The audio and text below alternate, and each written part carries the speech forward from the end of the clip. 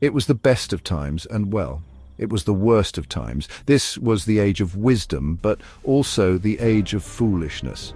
It was the epoch of belief, yet the epoch of incredulity. It was the season of light, and simultaneously the season of darkness. It was the spring of hope and the winter of despair. London, a city of contrasts, where order seemed to reign, yet shadows danced in alleyways. Crime was a common companion, with highwaymen haunting the roads. Justice was swift and, brutal. The gallows cast long shadows. People lived their ordinary lives, mostly unaware of distant thunder. Paris, on the other hand, was a city on the edge. Whispers filled the air, and hunger was a constant guest. The poor suffered deeply, while nobles feasted in grand halls. Resentment grew like a bitter weed, simmering beneath a fragile peace. Revolution was not just a word, it was a promise, or perhaps a threat. Across the sea, these two cities, London and Paris, their fates were strangely linked. Destinies would soon collide, and lives would become entangled. From England's shores to France's fiery streets, a tale was about to unfold, a tale of love and great loss, a tale of revolution. Lucie Manette. She was the golden thread, young, kind, and gentle. Her spirit shone brightly, though she had known sorrow. Her father, Dr. Manette, lost for so many years, imprisoned in the Bastille. Now he was found, and Lucie's love would heal him. Charles Darnay, a man of noble French birth, yet he chose a different path. He renounced his family name, rejecting their cruel legacy. He sought refuge in England, a new life, a fresh start. But secrets clung to him. His past was a heavy cloak. He yearned for peace and for love. Sidney Carton, a lawyer of great talent, with a mind sharp and wit keen. But he was a man adrift, lost in drink and despair. He saw no worth in himself. His life felt wasted, empty, a shadow of what could be. He bore a striking resemblance to Charles Darnay, and their lives became intertwined. Lucie's compassion touched them all. Darnay found in her his true love, a hope for happiness. Carton, too, felt a stir, a flicker of forgotten feeling, a reason to care beyond himself. In these dangerous, shifting times, love blossomed amidst the looming chaos. Justice, a noble word, often twisted, often denied. In old France, injustice thrived. The aristocracy held all power, living in splendid luxury, while the common people starved, crushed by unfair laws and unbearable taxes. Their desperate cries went unheard. This was the injustice that festered. Then came the revolution, a furious demand for change. The people rose, seeking their own justice, vengeance for years of suffering.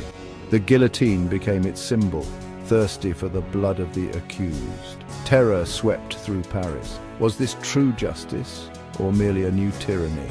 Resurrection, a powerful theme. Dr. Manette was recalled to life, freed from the Bastille's dark depths.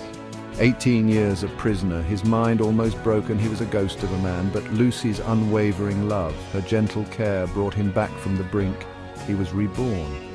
Sidney Carton, too, sought a rebirth. He was spiritually dead, haunted by his wasted potential, seeing his life as meaningless. Lucie's goodness stirred something, a dormant desire for worth. He made a quiet promise to protect her happiness. Could this lost soul find redemption, a chance for a new beginning? Section 4, The Storm and the Soul Revolution versus Morality. The revolution raged. Paris became a cauldron of fury and fear. The streets ran with blood. The mob screamed for liberty, for equality, for fraternity, or for death to their enemies. Reason was drowned in the noise. Passion ruled the day. Madame Defarge knitted names into her shroud. Amidst this public storm, characters faced private battles. Their souls were tested. Charles Darnay returned to Paris, a perilous journey to save a loyal servant, an act of courage and duty. He faced the tribunal and death. His integrity remained his guide, even in the shadow of the blade. Dickens showed the roots of the terror, the deep social injustices, the arrogance of the old regime, the utter disregard for the poor, for their hunger, their pain. The revolution was a consequence, born of desperation and righteous anger. A stark warning to all who ignore suffering, yet Dickens also showed the danger of the mob unleashed. It was a fickle beast, easily swayed by demagogues. It turned on itself, devouring its own children. Liberty could become license. The pursuit of justice could become a reign of terror. Individual lives meant little.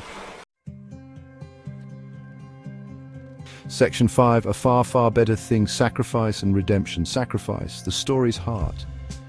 Sidney Carton saw his purpose, a chance to give meaning to his misspent, empty life. He loved Lucie Manette deeply, selflessly. He would ensure her happiness. He would save her husband Charles, even at the cost of his own life.